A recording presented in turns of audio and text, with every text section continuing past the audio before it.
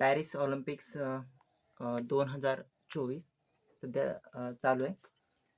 11 ऑगस्टपर्यंत या स्पर्धा असणार आहेत. 26 जुलैला त्या चालू झाल्या आणि आतापर्यंत भारताने 3 मेडल्स यामध्ये जिंकलेले आहे आणि भारताचा रँक सध्या 48 आहे आणि चायना सध्या टॉपला आहे. चायना 13 गोल्ड आहे आणि गोल्ड ज्यांचे जास्त असतात त्यानुसार रँक असते. तसे मेडल्स सगळ्यात जास्त अमेरिकेनं जिंकलेत आता, पण त्यांचे गोल्ड्स 9 गोल्ड आहेत, त्यामुळे ते मागे आहेत. पण लवकरच ते पुढे जातील, कारण की अजून बरेच खेळ बाकी आहेत आणि अमेरिका ॲथलेटिक्समध्ये आणि इतर अनेक स्पोर्ट्स आहेत त्यामध्ये पुढे जाण्याची शक्यता आहे. तर चायना पण आहे, टफ फाईट देते, सध्या तरी पुढे आहे, पण अमेरिका पुढे जाण्याची चान्स जास्त आहे.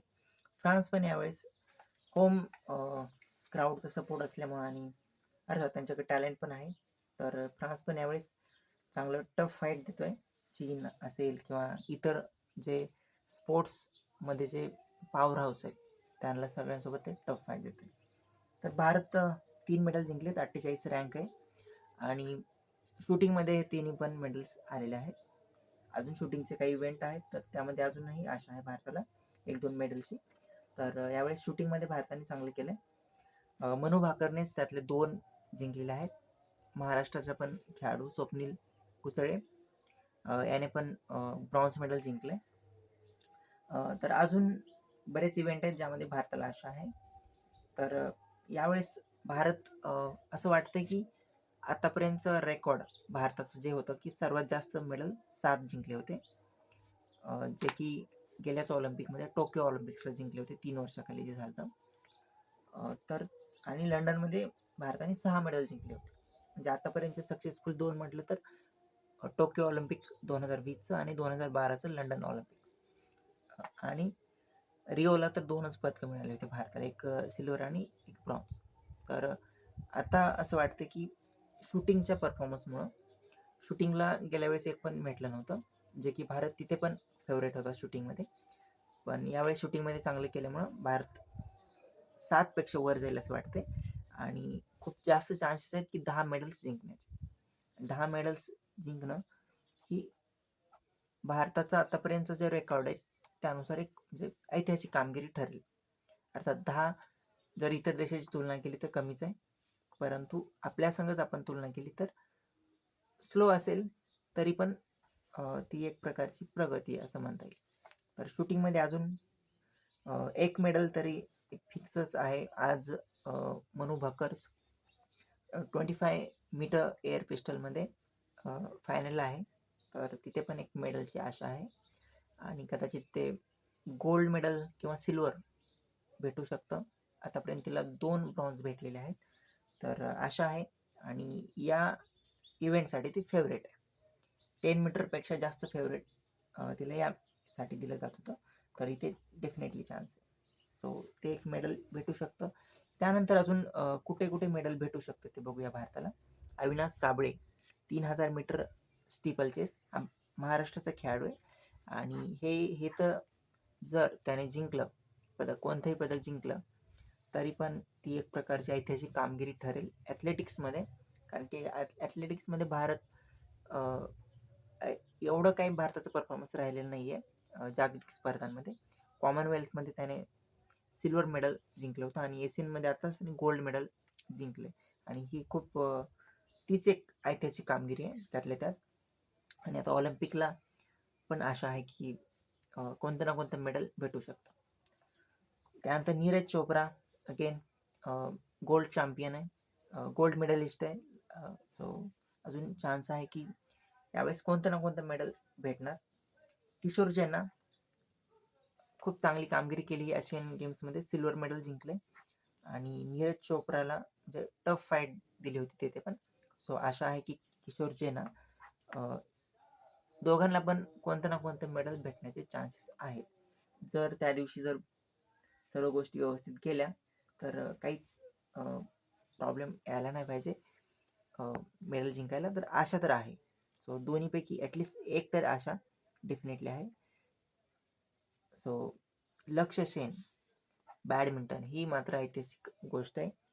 लक्ष्य सेन एच प्रणॉयला त्याने राऊंड ऑफ 16 हरवलं, जो की भारताचा स्टार बॅडमिंटन प्लेअर होता.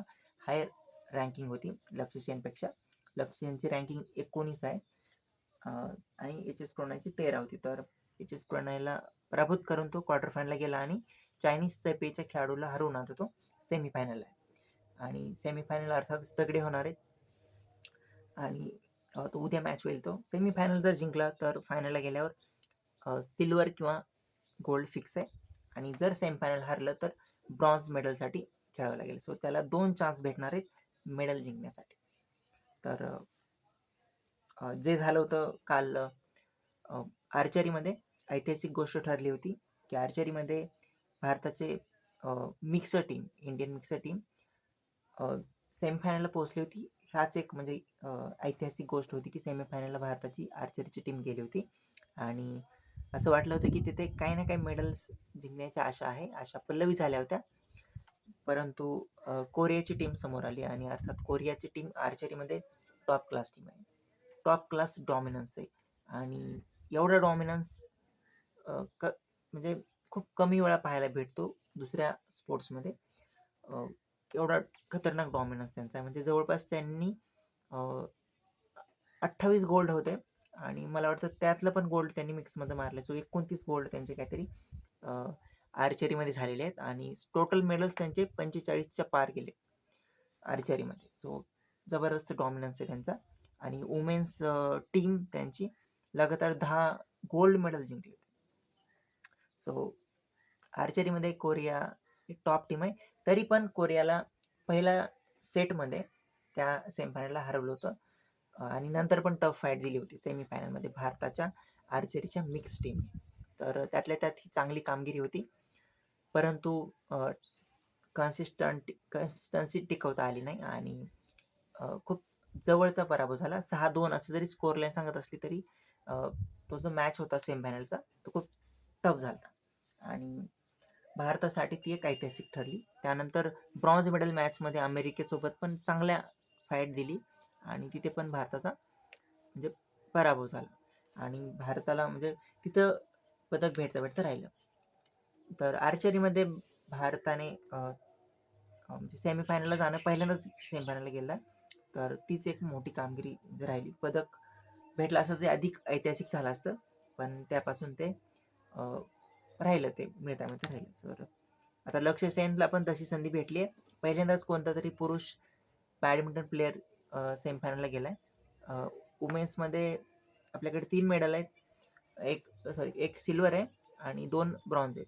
सिल्वर PV सिंधूचा आहे 2016 रिओ म्हणजे फायनलला कॅरोलिना मरीनकडून, स्पेनची आहे, तिच्याकडून पराभव झाला तिचा आणि सिल्वर भेटलं.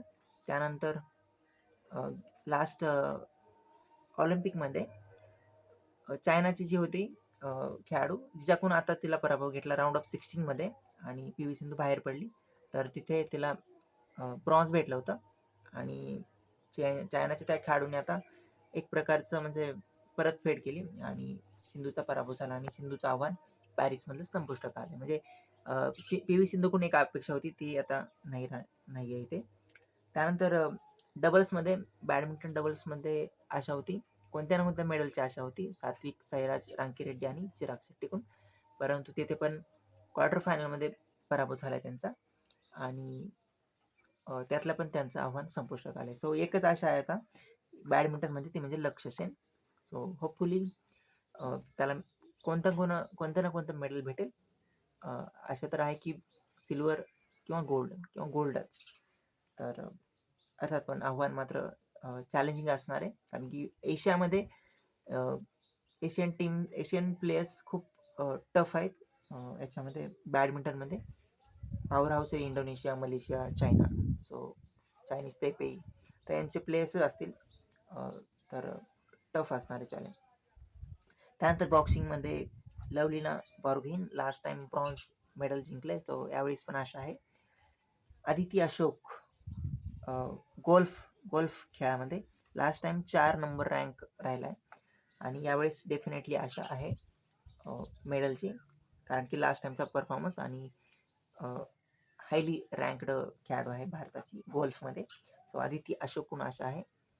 त्यानंतर हॉकीमध्ये लास्ट टाइम भारताने ब्रॉन्झ मेडल जिंकलं होतं आणि महिला टीम यावेळेस क्वालिफाय नाही झालेली. लास्ट टाइम महिला हॉकी टीमनं पण चांगला परफॉर्मन्स केला होता आणि सेमीफायनलला भारतीय टीम गेली ती आणि ऑस्ट्रेलियासारख्या टीमला क्वार्टर फायनलमध्ये हारलं होतं. परंतु यावेळेस मात्र क्वालिफाय झालं नाही. सो महिलांकडून काय म्हणजे अपेक्षा यावेळेस ठेवायला नाही आहे. परंतु पुरुष हॉकी टीम बेल्जियमकडून त्या दिवशी पराभव झाला. परंतु काल ऑस्ट्रेलियाला ऑलिम्पिकमध्ये 52 वर्षांनंतर हरवलं.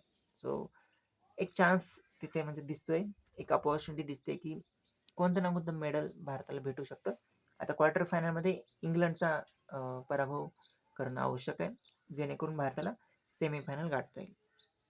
आणि हॉकीमध्ये हे एक राहिलं आहे भारताचं की क्वार्टर फायनलला जातो भारत, पण क्वार्टर फायनलच्या पुढे जाणं जरा अवघड होतं. लास्ट ऑलिम्पिकला भारत गेलता, पण वर्ल्ड कप असेल किंवा इतर स्पर्धा असेल तर तिथे थोडंसं अडचण होते. तर क्वार्टर फायनलचा जर अडथळा पार केला तर कोणतं ना कोणतं मेडल फिक्स होईल.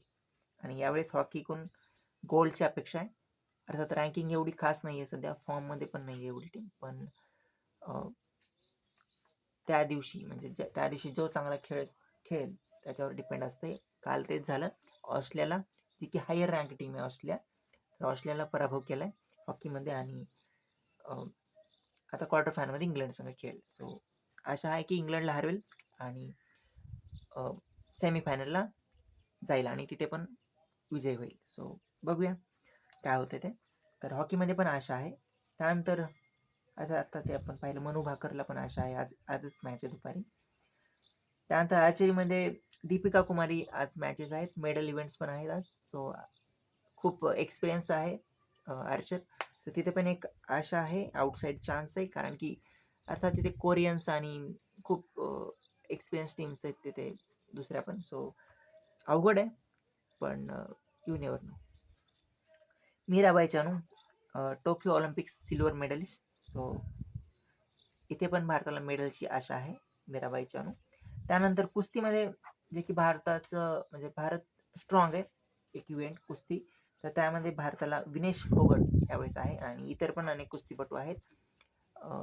यावेळेस थोडेसे नवीन कुस्तीपटू आहेत. लास्ट टाइम रवी दहिया, दीपक पुनिया, बजरंग पुनिया हे नाही आहेत, परंतु इतर कुस्तीपटू आहेत, त्यांच्याकडून आशा आहे.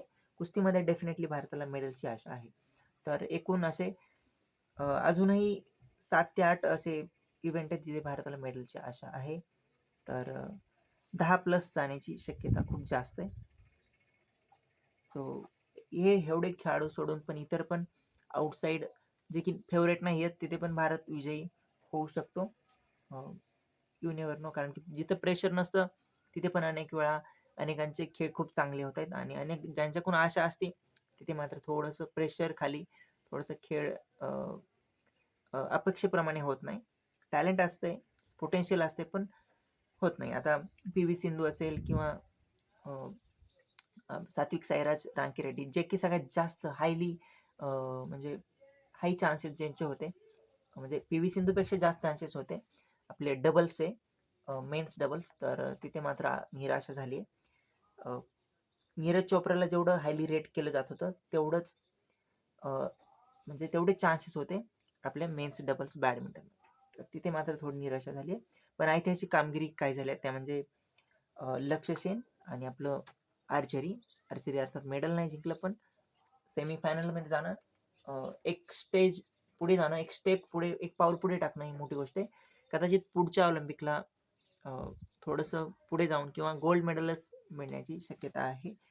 अर्थात त्या दृष्टीनं काम करणं गरजेचं आहे.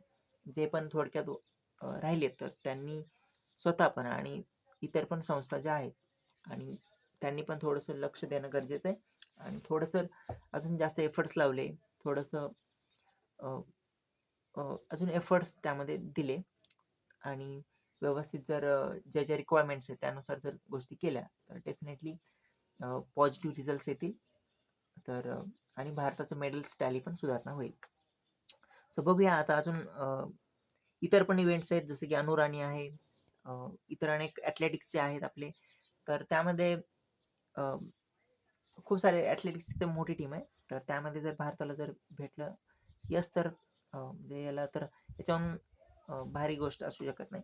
तर आशा आहे की भारत 10 काय 15 पेक्षा जास्त जाईल यंदा. सो बघूया आणि सगळ्यात यशस्वी ठरेल हे.